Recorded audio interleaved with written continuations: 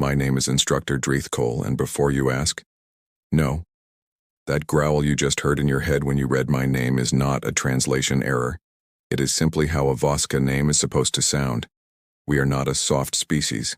We have 4 arms, a exoskeleton dense enough to shrug off small arms fire, and a professional history of turning cadets into soldiers at the Coalition Combat Institute on Praxis Station for the better part of 40 cycles. I have trained warriors from 11 different worlds. I have watched hardened veterans of the Krill expansion wars go pale during live fire drills. I have seen a Molvenar heavy trooper, a being who could bench press a ground car, weep quietly in the equipment locker after a bad simulation. I say this not to brag, but so you understand the weight of what I am about to tell you. Because in 40 cycles of service, I had never once seen what I saw on the day we dropped a live Scarrow into a training exercise with a group of human cadets standing in the open. They waved at it. I need you to sit with that for a moment because I certainly had to. Let me back up and give you the proper context because out of order, this story sounds like a lie, and I promise you it is not. Praxis Station orbits a dead world at the edge of Coalition space. A deliberately unremarkable location chosen specifically because nothing here is trying to kill you by accident. That is the entire point. Everything that tries to kill you on Praxis Station does so on purpose, as part of the curriculum.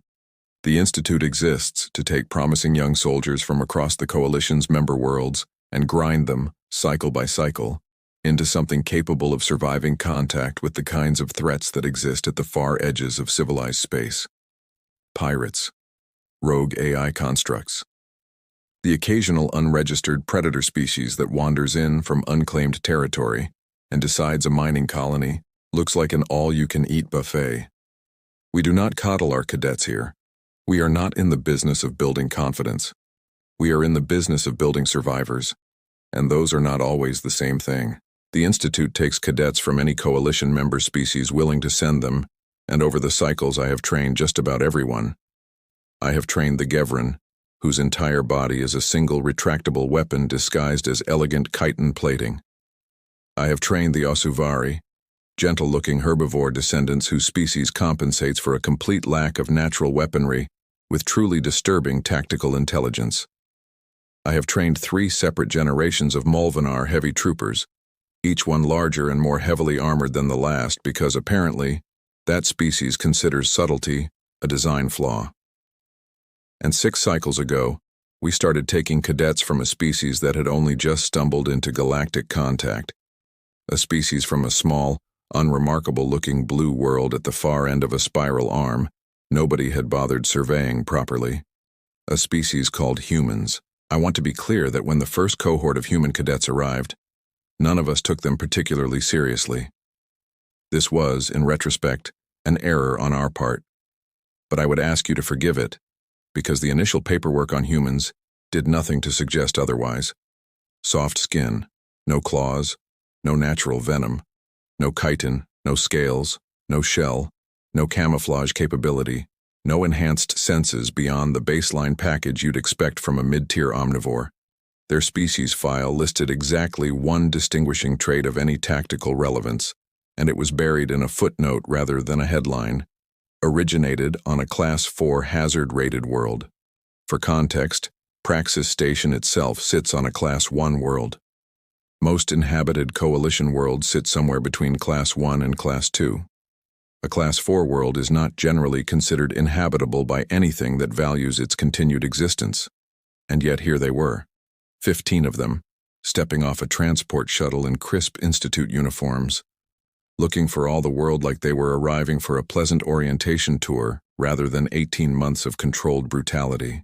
My second-in-command at the time was a Gevran officer named Tessik Vry, whose species communicates displeasure through a subtle darkening of their chitin, and who had darkened to almost total black by the time we finished reviewing the human cadet files together.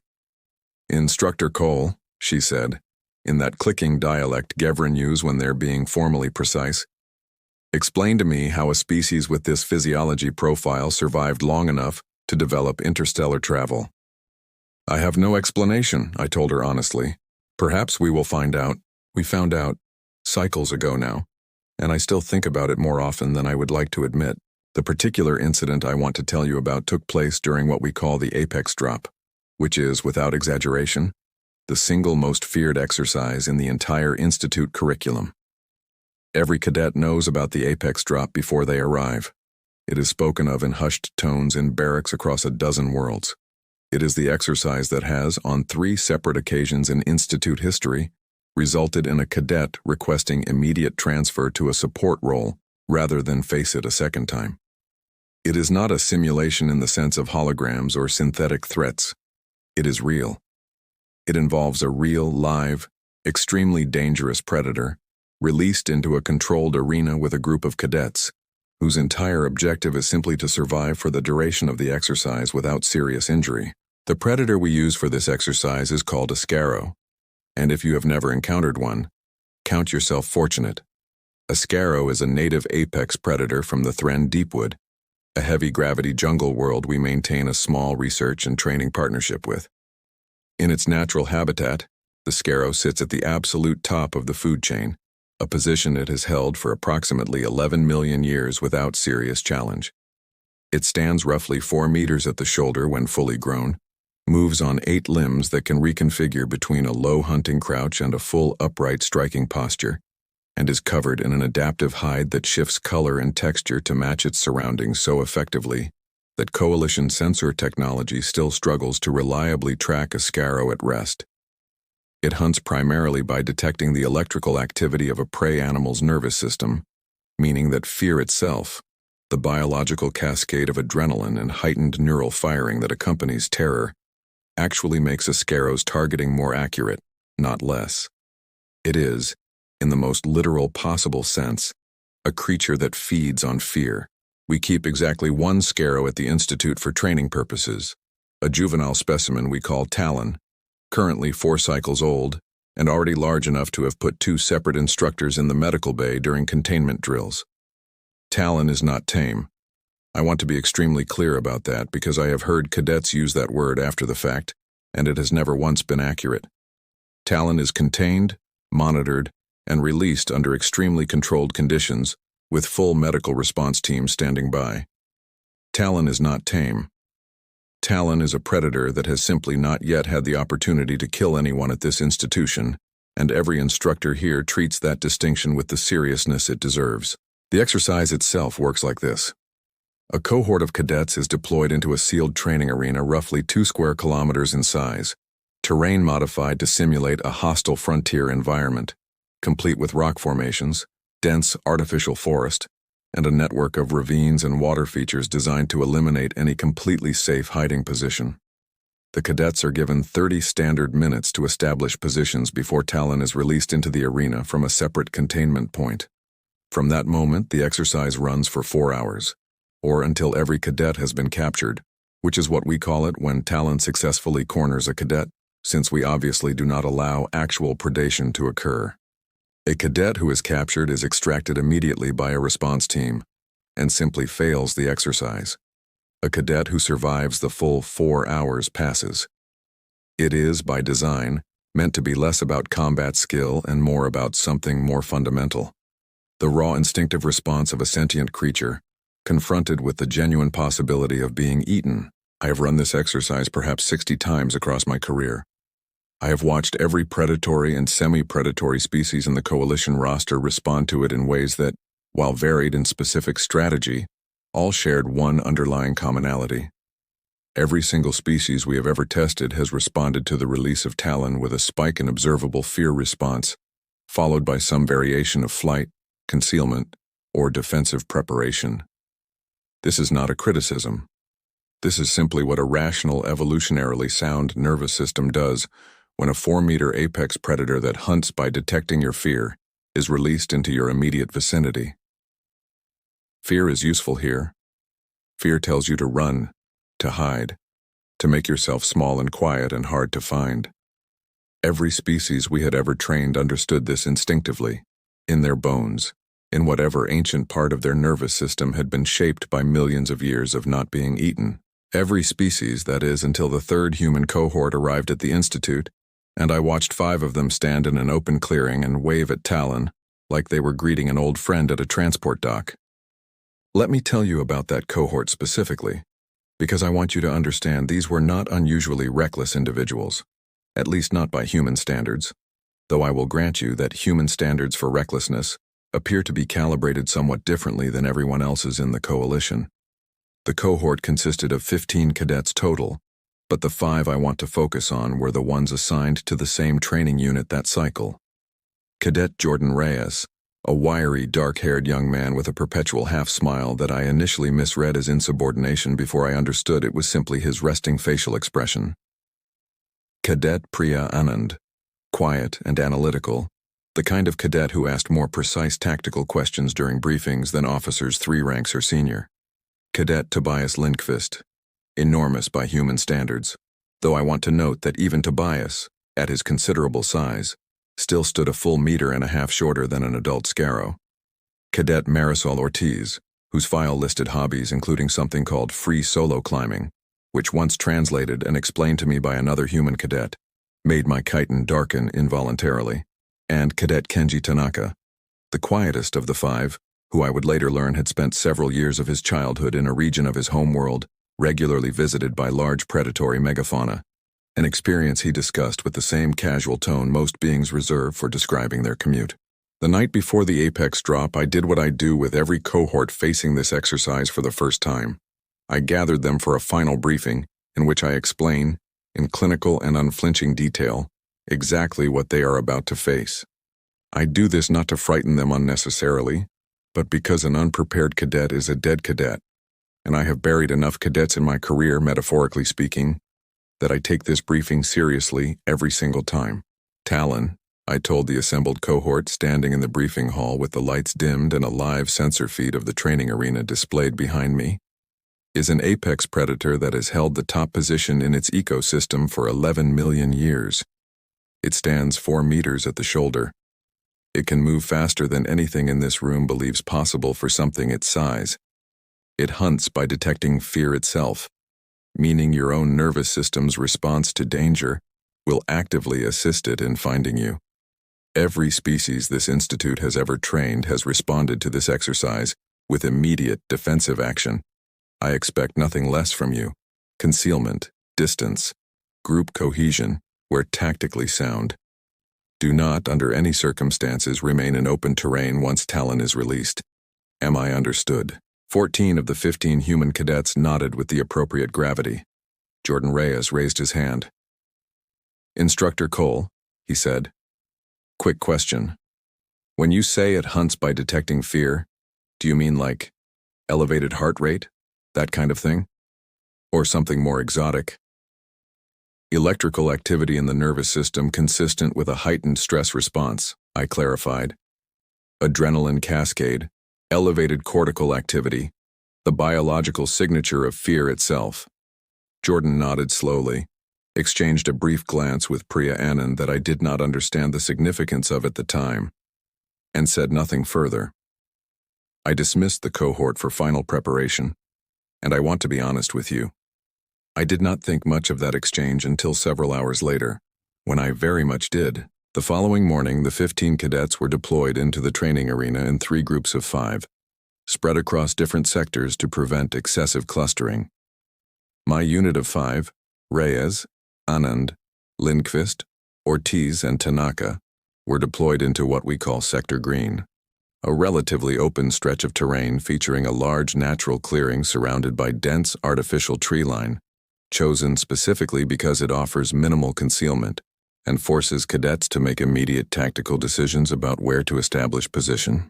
I watched their deployment from the observation platform alongside Officer Vry, who had by this point served alongside me for 6 cycles and had, in that time, developed what I can only describe as a professional fascination with human behavior that occasionally bordered on alarm.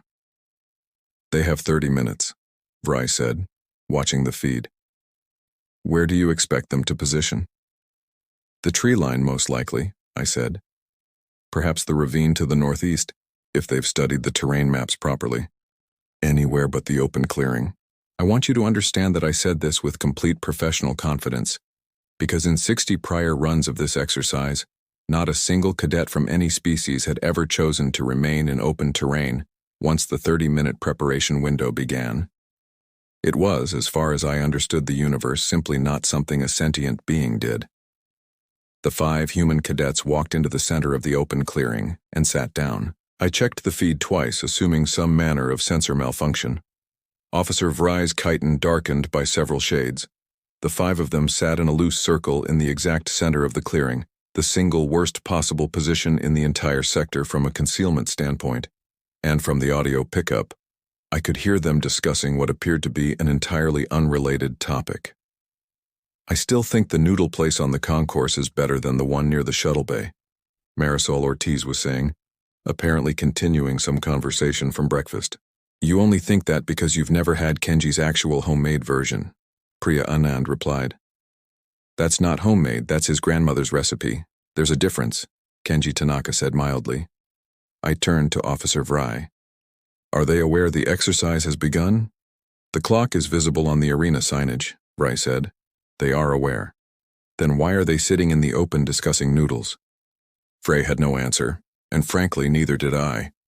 I watched the remaining 28 minutes of the preparation window tick down while the 5 human cadets remained exactly where they had started, seated in a loose circle in the most exposed position available to them, occasionally glancing at the countdown timer with what I can only describe as mild, distant interest, the way one might glance at a weather forecast for a day they had no particular plans. At the 2-minute mark, Tobias Lindqvist stood, stretched in a manner that struck me as almost theatrically casual, and said, All right, showtime. You're sure about this? I heard Marisol Ortiz ask, and for one brief moment I allowed myself to believe that some measure of tactical sense was about to reassert itself. Reasonably sure, Jordan Reyes said. Worst case, we run for the tree line like everyone else would have anyway. But I want to see what happens first. I did not at the time understand what he meant by that. I would understand it very shortly, and it would not make me feel better. The countdown reached 0. Somewhere beneath the arena's northern containment point, a heavy door mechanism disengaged with an audible clank that echoed across the sensor pickup, and Talon was released into the training arena. I have watched this moment 60 times prior to this account, and I want to describe to you what normally happens, so you understand the magnitude of what occurred instead. Normally, the moment the release mechanism engages, every cadet in the arena, regardless of species, exhibits an immediate and measurable physiological stress response. Heart rates spike, cortisol levels surge. Whatever concealment position the cadets have established, they typically make themselves smaller, quieter, more still. Some species freeze entirely. Others begin immediate evasive movement toward pre-planned fallback positions. In every single case across 60 prior runs, the fundamental behavior is the same. The cadets orient their entire nervous system around the singular priority of not being detected by the thing that has just been released to hunt them. The 5 human cadets in Sector Green remained seated in their circle in the open clearing and, as far as our sensors could detect, exhibited almost no measurable stress response whatsoever. I checked the biometric feed 3 times, assuming equipment failure. Officer Vry checked it independently on a separate terminal and confirmed the readings were accurate. Heart rates elevated? Yes, marginally, consistent with mild anticipatory arousal, the kind of reading you might expect from a being about to begin a moderately challenging athletic activity. Nothing remotely close to the terror spike we would expect. The terror spike that Talon's entire hunting physiology is specifically evolved to detect and pursue. This is not possible, Officer Vry said, and I want to note that in 6 cycles of working alongside her, I had never once heard her voice carry that particular note of genuine unease. Perhaps their biometric sensors are calibrated incorrectly for human physiology, I offered, though even as I said it, I did not believe it. Human cadets had worn identical sensor equipment throughout their entire time at the Institute without issue. Talon entered the outer edge of Sector Green roughly 11 minutes after release, moving in the low hunting crouch that species uses when actively tracking prey, its adaptive hide shifting through a series of muted greens and browns to match the artificial tree line. I watched the predator's own biometric telemetry, which we monitor separately, and I observed something that, in 11 prior cycles of maintaining that specimen, I had never once seen. Talon's own stress and arousal indicators, The readings that typically spike dramatically the moment it detects a fear signature nearby remained flat. Not merely low, flat. As though the predator's most fundamental sensory apparatus, the very thing that had made its species an unchallenged apex predator for 11 million years, had simply found nothing to detect. It cannot locate them, Fry said, watching the same telemetry I was. Or rather, it can locate them visually and thermally. Clearly they are directly in its sight line, but the fear detection systems are returning nothing. Because there is nothing to detect, I said slowly, understanding beginning to dawn on me in a way I found genuinely uncomfortable. They are not afraid. I want to pause here and clarify something, because this is the point where most beings who hear this story assume I am exaggerating for dramatic effect. I am not. The biometric data from that exercise has since been studied by 3 separate coalition xenopsychology research divisions, and I can tell you with complete confidence that what I am about to describe actually happened, exactly as I am describing it, and was recorded on 7 separate sensor arrays simultaneously, none of which showed any indication of malfunction. Talon emerged fully from the tree line at the edge of the clearing, standing at its full 4-meter height, adaptive hide shifting to a stark, high-contrast warning pattern that every predatory species in the coalition instinctively recognizes as an active threat display, the visual equivalent of a drawn weapon. It is, without exception, the single most terrifying sight I have personally witnessed in this profession, and I have witnessed a great many terrifying things. The 5 human cadets seated in their loose circle roughly 40 meters away turned to look at it, and then Jordan Reyes raised one hand and waved. "Hey, big guy," he called out, in a tone I can only describe as the one humans use when greeting a large, friendly animal at a distance. "Nice entrance." I do not have adequate words in any language I speak, including my own, to properly convey the silence that fell across that observation platform. Officer Vry's mandibles had gone completely still, which for a Gevran is roughly equivalent to a human's jaw dropping open. I found myself simply staring at the feed, waiting for some rational explanation to present itself, and none did. Talon paused. I want to stress how significant this pause was because in 11 prior cycles of observing that specimen's hunting behavior, I had never once seen it hesitate upon acquiring a clear visual target in open terrain. Its threat display held, the warning coloration remaining active across its hide. But its forward advance slowed, then stopped entirely, its head tilting in the particular manner Scarrow exhibit when processing unexpected sensory information.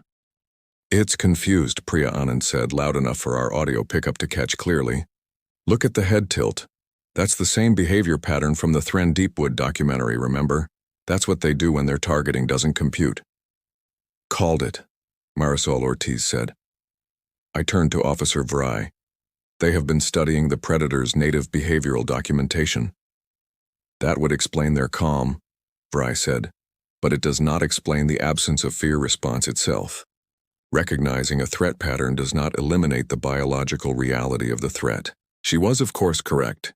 And this is precisely the detail that took me considerably longer to understand, and which I will attempt to explain to you as clearly as I came to understand it myself over the following weeks. Talon began a slow circling movement around the perimeter of the clearing, maintaining distance, its adaptive hide cycling through several different warning patterns in what I can only interpret, in retrospect, as an escalating series of threat displays, each one more pronounced than the last, the predatory equivalent of a being raising its voice when the first attempt at communication fails to produce the expected response. The 5 cadets remained seated, tracking the predator's movement with calm, attentive interest, the way one might watch an interesting nature documentary, rather than an active apex predator actively displaying lethal intent 40 meters away. "You know," Tobias Lindqvist said, "for something that's supposedly at the very top of its food chain, it seems pretty worked up about 5 unarmed people just sitting here." "That's kind of the point, I think," Kenji Tanaka said. "It's never had prey that didn't run. Every instinct it has is built around a response that isn't happening. Should we be worried it'll just decide to charge anyway?" Marisol Ortiz asked, and I want to note that this was, as far as our records show, the single most concerned statement any of them made during the entire exercise. Maybe, Jordan Reyes said, but it hasn't yet. And it's had plenty of chances. I think it's trying to figure out what we are before it commits to anything. And honestly, that tells you something too. I remember standing on that observation platform and feeling, for the first time in a very long professional career, that I was witnessing something my training had genuinely not prepared me to understand. Every predatory encounter I had ever studied, every species I had ever trained, operated according to a fundamental and universal logic. The presence of overwhelming lethal force produces fear, and fear produces flight or concealment. This was not merely an instinct. It was, as far as every xenobiologist in the coalition understood it, close to a physical law, as reliable as gravity, as consistent as the speed of light in a vacuum. And here were 5 members of a species I had, until that moment, filed away in my mind as an interesting but ultimately unremarkable new addition to the coalition roster, simply declining to obey it. Talon's circling continued for what our logs record as approximately 6 minutes, though I confess it felt considerably longer from the observation platform. The predator's threat displays grew increasingly pronounced, its adaptive hide cycling through patterns I had genuinely never observed it produce before, patterns Officer Vry and I would later spend considerable time cross-referencing against the Thren Deepwood Research Archive, patterns that our best current interpretation suggests correspond to something like frustrated confusion in the species' natural threat communication repertoire. And then, in a moment that I still, cycles later, struggle to fully process, Talon did something I had genuinely never once seen it do in 11 cycles of maintaining that specimen. It stopped its circling, lowered its threat posture slightly, and made a sound our audio equipment recorded as a low, uncertain vocalization, distinct from its established hunting calls, distinct from anything in its documented vocal repertoire. "Is it?" Priya Anand said slowly. "Asking us something?" "I genuinely have no idea," Jordan Reyes said. "But I don't think that's an attack sound." Kenji Tanaka, who I have mentioned had spent a considerable portion of his early life in a region of his homeworld regularly visited by large predatory wildlife, did something at this point that I want to describe with complete accuracy, because I have replayed the sensor footage of this moment more times than I am entirely comfortable admitting. He stood, slowly, keeping his movements unhurried and his posture low and non-threatening, and he made a sound in return, a low, even tone. Not a challenge, not a threat. Something closer to what I can only describe, having since discussed it with him directly, as the vocal register humans use to communicate calm reassurance to an anxious animal. Talon's head tilted further. Its adaptive hide, which had been cycling through increasingly agitated warning patterns for the previous several minutes, began to settle into something calmer, a muted, neutral coloration I had only ever seen the specimen display during rest periods in its containment enclosure. "I think," Kenji said quietly, not breaking eye contact with the predator, "it's more confused than aggressive right now. It doesn't know what to do with us." "Because we're not doing what we're supposed to do," Marisol Ortiz said. "Exactly." Talon held its position for several more long moments, its attention fixed entirely on Kenji Tanaka, who remained standing, calm, unhurried, radiating none of the biological terror signature the predator's entire evolutionary history had trained it to hunt for and expect. And then, in the single most significant moment of the entire exercise, the moment that Officer Vry and I would spend the following weeks analyzing from every conceivable angle, Talon lowered its posture fully, its threat display deactivating entirely, and it simply turned and walked back toward the tree line from which it had emerged, moving not with the low, purposeful crouch of an active hunt, but with something that, if I am being completely honest with you, looked remarkably like retreat. The observation platform was silent for what felt like a very long time. "Instructor Cole," Officer Vry said eventually, her voice carrying a note of professional bewilderment I had genuinely never heard from her before. "In 11 cycles, has that specimen ever disengaged from an active pursuit without either capturing the target or being forcibly recalled?" "No," I said, "not once. We recalled the exercise early, which I want to note has happened exactly 3 times in the 60-plus runs of the Apex drop I have personally overseen. And on all 3 prior occasions, it was because a cadet had sustained injury. This was the first time we recalled the exercise because the predator itself appeared to have simply decided it was no longer interested in participating. I called all 15 cadets from that cohort to the debriefing hall immediately, though I want to be honest that my primary interest was in the 5 from Sector Green. I stood before them, and for the first time in a very long career, I found myself genuinely uncertain how to begin the conversation I needed to have. "Explain to me," I said finally, "what you believed you were doing." Jordan Reyes glanced at the others, then shrugged in that particular human gesture I had come to understand indicated a kind of casual honesty. "Honestly, Instructor Cole, we talked about it the night before. You told us it hunts by detecting fear, right? Elevated heart rate, adrenaline, the whole biological terror signature. So we figured, if that's literally the targeting mechanism, then the actual tactical solution isn't concealment. It's just not being afraid. That is not a decision a sentient nervous system simply makes," I said. And I want to note that my voice carried more force than I had intended. Fear is not optional. It is not a switch you activate or deactivate at will. For most things, probably not, Priya Anand said. But humans do this a lot, actually. It's not that we don't feel fear. We definitely did, a little, especially right when it came out of the tree line.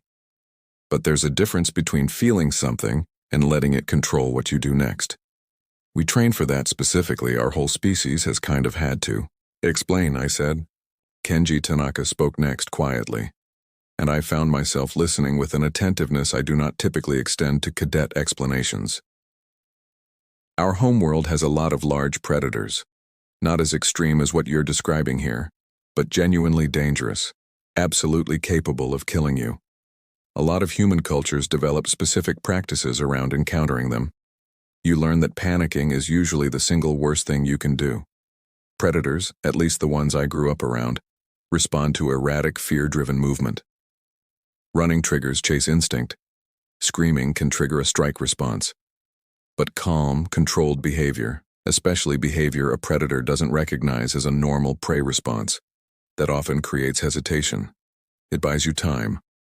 Sometimes it's the entire difference between an encounter and an attack. So this was not recklessness," I said slowly, trying to reconstruct the entire framework I thought I understood. "This was a deliberate, trained response."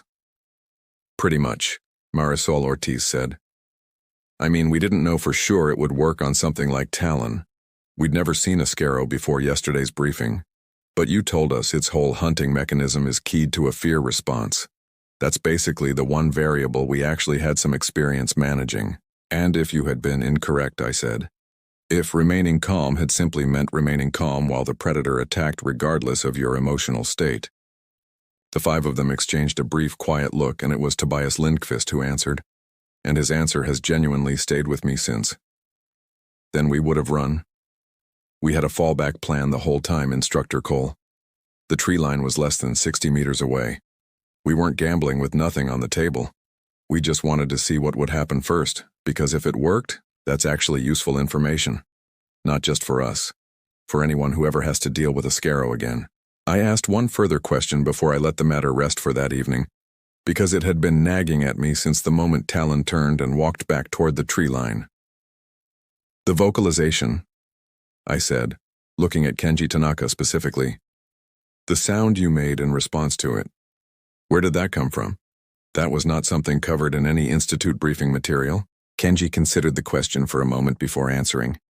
"Where I grew up, there's a technique some of the local rangers use around large predators that get too close to settlements. You don't run, you don't scream. You make yourself look bigger if you can, and you use a low, steady vocal tone, not aggressive, just controlled. It signals something to the animal that panic doesn't. I've seen it work with creatures far less dangerous than that thing, and I honestly wasn't sure it would translate to a species from a completely different biosphere. But its whole nervous system runs on detecting a threat response and finding none.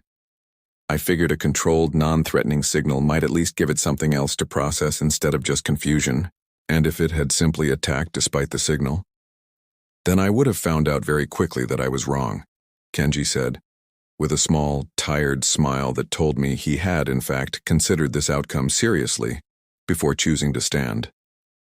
But it hadn't attacked in the 6 minutes before that. It kept circling instead of committing. That told me something. Predators that are certain don't hesitate that long. Predators that are confused sometimes do. Officer Vray, who had joined the debriefing partway through, spoke up at this point, addressing all 5 cadets directly. I want to raise a concern that I do not believe has been adequately addressed. You are describing a series of individually reasonable tactical judgments, made in sequence under extreme time pressure, against a species none of you had prior direct experience with. I do not dispute the outcome. I dispute the reliability of the method. Confidence built on a hypothesis that happens to prove correct is still functionally a gamble. You're not wrong, Priya Anand said without any defensiveness that I could detect. It was a calculated risk, not a certainty. We knew that going in. But I'd push back gently on calling it a gamble in the way you mean it. A gamble is when you have no real information and you're hoping for the best. We had the briefing data on its hunting mechanism. We had documented behavioral footage from its native environment, and we had a fallback position the entire time. That's a risk assessment, not a coin flip. The fact that it worked doesn't retroactively make it reckless, and if it had failed, the fact that we had contingencies in place would have kept it from becoming catastrophic. I found myself in that moment without an immediate rebuttal, which is not an experience I encounter often in a debriefing hall. I sat with that answer for a long moment, because I want to be honest with you about something. I had, prior to that exercise, quietly filed humans away in my professional assessment as a curious but fundamentally unremarkable addition to the coalition, physically unimpressive, tactically undisciplined, prone to a kind of casual disregard for danger that I had privately attributed to simple ignorance of the stakes involved. I understood, in that debriefing hall, that I had been entirely wrong, and not in the direction I had expected. These cadets had not been ignorant of the danger. They had understood it completely, had discussed it, had built a deliberate hypothesis around it, had established a genuine fallback contingency, and had then chosen, with full and clear-eyed awareness of what they were risking, to test that hypothesis against a live apex predator, specifically because the information gained would be useful beyond their own immediate survival. I want to ask you something else, I said, and I would ask you to answer honestly. Were you afraid? God, yes, Jordan Reyes said immediately, and there was a small, tired laugh in his voice that told me this was, in fact, entirely sincere. I was terrified the second that door opened. My hands were shaking under the table, so to speak. But being afraid and acting on being afraid are 2 different things, and that's kind of the whole trick. You feel it, you acknowledge it, and then you decide what you're actually going to do about it separately from what the fear is telling you to do. I have thought about that distinction more than I can adequately express to you. In 40 cycles at this institute, I had trained soldiers to be brave in the conventional sense, to push through fear, to act despite it, to overcome the instinct toward flight through discipline and training and sheer force of will. What I had witnessed that day was something categorically different. It was not the overcoming of fear through effort. It was the deliberate, almost surgical separation of the emotional experience of fear from the behavioral response that experience would normally, automatically produce. And in the specific circumstance of an apex predator that hunted by detecting that exact behavioral response, that separation had proven to be, as far as our data could determine, more tactically effective than any evasion or concealment strategy in the Institute's 60-plus prior runs of that exercise. In the cycles since, the Institute has revised the Apex Drop curriculum substantially, incorporating what our internal documentation now formally refers to as the Reyes-Anand Protocol, though I understand the cadets themselves find this faintly embarrassing whenever it comes up. We have since run controlled follow-up studies, working closely with the Thren Deepwood Research Partnership, and the data has held up with a consistency that continues to unsettle every xenobiologist who reviews it. Talon and subsequently 2 additional scaro specimens brought in for expanded testing demonstrate measurably reduced pursuit confidence when presented with a target exhibiting suppressed fear signature, regardless of species. The predator's entire hunting apparatus evolved over 11 million years to exploit one of the most fundamental biological responses shared across countless species, simply has no established protocol for a target that declines to produce that response at all. Officer Vry, who has since been promoted to co-lead the Institute's revised predatory response curriculum, put it to me once in a way I have never forgotten. We spent 11 million years collectively as a coalition of species, assuming fear was a fixed and necessary cost of survival, an instinct too deep to meaningfully question. And then a species that has been part of galactic civilization for less than a decade looked at that assumption and simply asked whether it was actually true. I do not know that I have a better summary to offer you than that. I have trained soldiers from 11 worlds across 40 cycles of service, and I genuinely believed, until that day in Sector Green, that I understood the fundamental relationship between fear and survival as well as any being could. What those 5 cadets taught me, and what I have since spent considerable effort teaching to every cohort that has passed through this institute since, is that the relationship is not nearly as fixed as I believed. Fear, it turns out, is information. It is not, contrary to what 11 million years of evolutionary pressure had convinced an apex predator, and frankly, an entire training institution, an instruction that must always be obeyed. Talon still serves as our training specimen. The creature has, if anything, grown more cautious in subsequent exercises, more deliberate in its approach, less willing to commit fully to a pursuit until it has confirmed a genuine fear signature from its target. Some of the newer instructors find this frustrating, since it has made the apex drop somewhat less reliably dramatic as a training exercise. I find it, if I am honest, rather appropriate. Even an apex predator with 11 million years of evolutionary confidence behind it, it turns out, can learn to hesitate once it has met something that simply refuses to give it what it has always expected. And Jordan Reyes, Priya Anand, Tobias Lindqvist, Marisol Ortiz, and Kenji Tanaka all graduated from the Institute with the highest tactical assessment scores of their cohort, a fact I note not because it surprises me anymore, but because at this point, very little about that particular species does.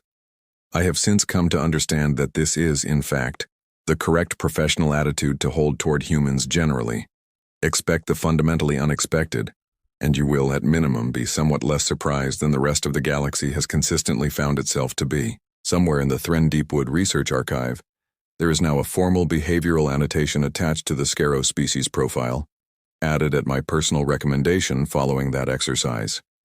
It reads, in its entirety, exhibits reduced pursuit confidence when confronted with prey species, exhibiting non-standard fear suppression, observed most notably in specimens of Homo sapiens, a species whose relationship with its own instinctive fear response appears to be, and I quote my own official documentation here, considerably more negotiable than previously understood for any known sentient species in coalition records.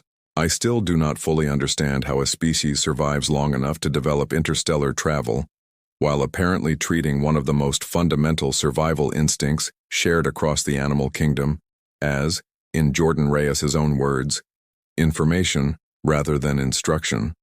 But I have stopped expecting a satisfying answer to that question. I have simply come to accept it as one of the more genuinely remarkable things I have encountered in 40 cycles of service at this institute, and I suspect, cycles from now, it will remain among the things I remember most clearly, long after the details of every other exercise I have ever overseen have quietly faded from memory.